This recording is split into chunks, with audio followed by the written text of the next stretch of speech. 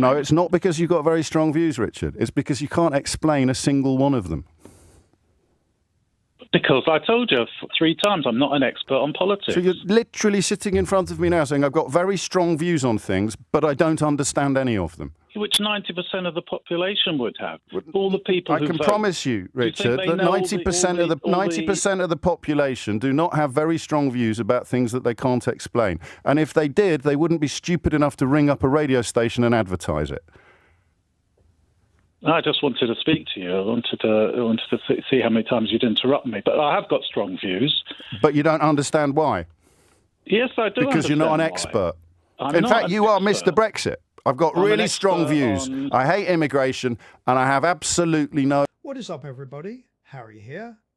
This is James O'Brien on LBC with a caller named Richard, who voted for Brexit, admits it hasn't worked, and rings in anyway to defend it. O'Brien asks a simple, direct question. Give me one example of how Britain was being ruled by Europe, and Richard genuinely can't answer it. Brexit's actual record remains a real, ongoing debate people disagree on sincerely. So I'll try to stay precise about what this specific call actually shows versus the bigger claims layered on top of it. Get subscribed if that's useful to you.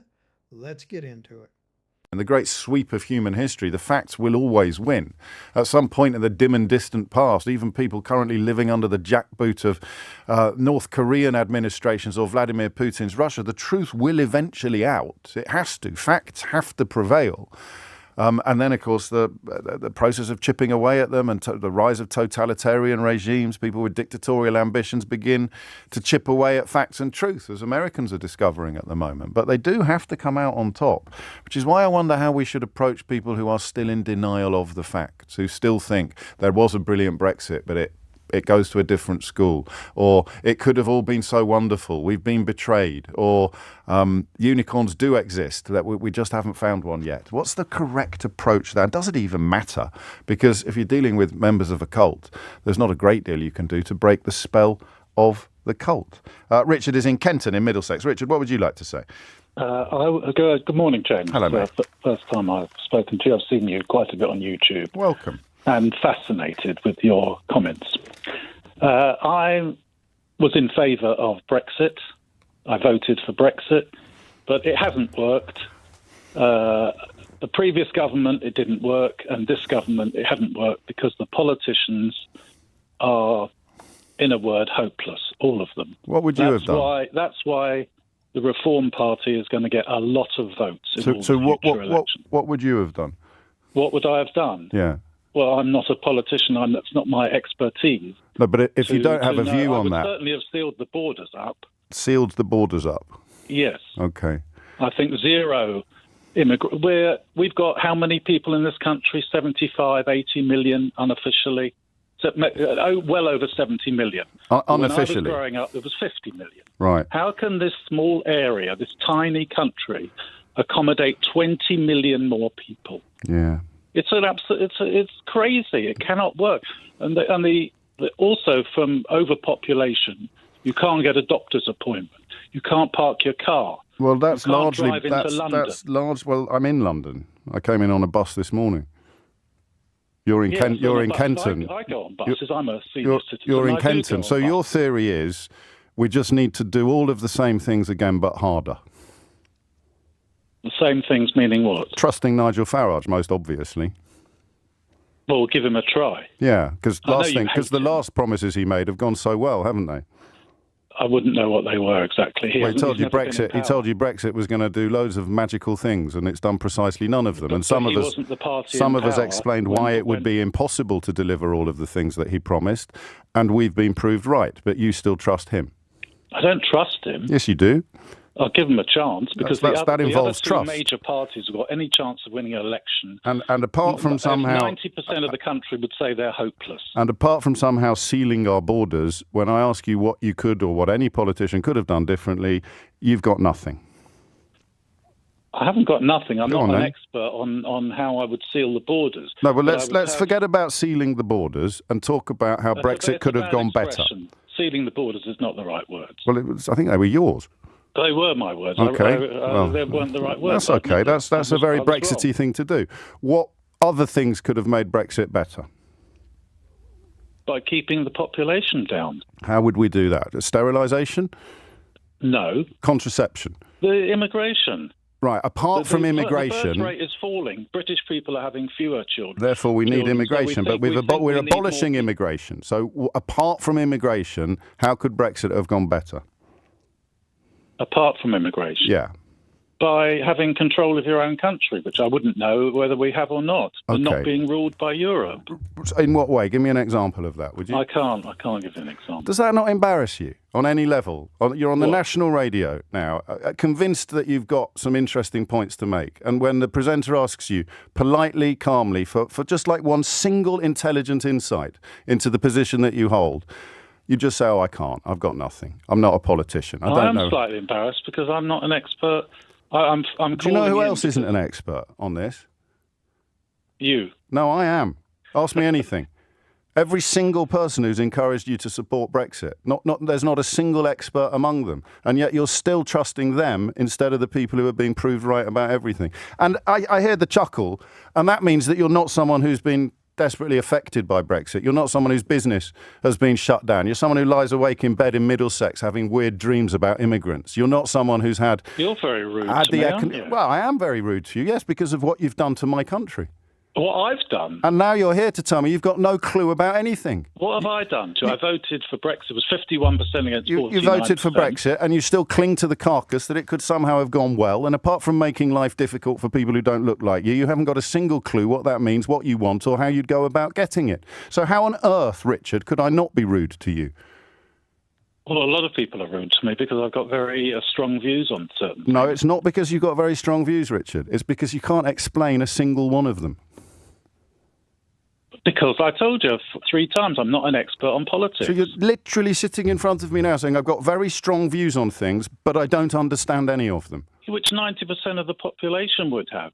All the people who I can vote. promise you, Richard, they that know 90% of the population do not have very strong views about things that they can't explain. And if they did, they wouldn't be stupid enough to ring up a radio station and advertise it. I just wanted to speak to you. I wanted to see how many times you'd interrupt me. But I have got strong views. But you don't understand why. Yes, I do. Because you're not an understand why. expert. I'm In not fact, an you are expert. Mr. Brexit. I've got I'm really an strong expert views. on- I hate immigration, and I have absolutely no insights whatsoever into all of the reasons behind the strong views that I hold. I don't hate immigration. If we had a population of 50 million, I would encourage immigration. But Okay. you have to. America is how many times as big as Britain? 30, 40 times as big in area. They've got 6 times as many people. They've got 300 and something million. It's 10:45. Watch the exact moment this call turns, because it's worth pinpointing precisely. O'Brien asks Richard for one specific example of how Britain was being ruled by Europe, the actual foundational claim of the Leave campaign he voted for. And Richard says plainly, I can't give you an example. That's not O'Brien characterizing the call afterward. It's Richard's own direct words in response to a fair, specific, answerable question. A vote for a major constitutional change built on a claim of lost sovereignty should, in principle, be traceable to at least one concrete instance of that sovereignty being overridden and the inability to name a single one, when asked calmly and directly, is a real and checkable gap, not an interpretation of the exchange.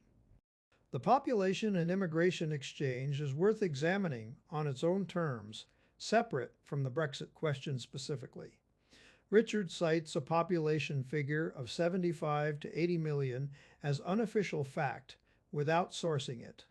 And when O'Brien narrows the question to apart from immigration, what else could have made Brexit go better? Richard can't produce an answer to that either. That's a legitimate and useful technique. Isolating one variable and asking what remains once it's set aside is a fair way to test whether a broader argument has more than one supporting pillar, and in this case it reveals that immigration was functionally the entire argument, with nothing else behind it when that single pillar is removed from the question. Where this call is worth separating into two distinct categories is O'Brien's later personal commentaries, specifically the line suggesting Richard lies awake in bed having weird dreams about immigrants.